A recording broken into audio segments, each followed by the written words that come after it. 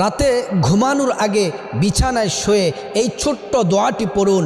প্রিয় নবী মুহাম্মদ সাল্লাল্লাহু আলাইহি ওয়াসাল্লামের পবিত্র জবান মোবারকে বলছেন, আল্লাহর কোনো বান্দাবান্দি রাতে শুয়ে বিছানায় ঘুমানোর আগে এই দোয়াটি যদি পড়ে আল্লাহ তাআলা জীবনের সমস্ত গুনাহগুলো মাফ করে দিবেন।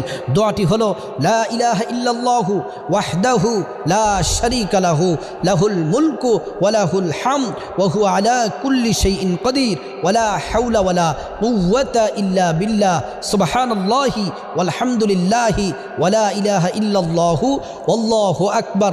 আল্লাহর রাসূল বলছেন, যদি রাতে ঘুমানোর আগে এই দোয়াটি পড়ে কোনো নর নারী এই দোয়াটি পরে যদি ঘুমায়, সমুদ্রের ফেনা পরিমাণ যদি গুনাহ থাকে আল্লাহ তাআলা গুনাহগুলা মাফ করে দিবেন। সাথে যদি আপনি ইস্তেগফার পড়ে কবিরা গুনার জন্য যদি তওবা করেন, অনুতপ্ত হন, আল্লাহ তাআলা জীবনের কবিরা সগীরা বড় ছোট সব গুনাহ আল্লাহ তাআলা মাফ করে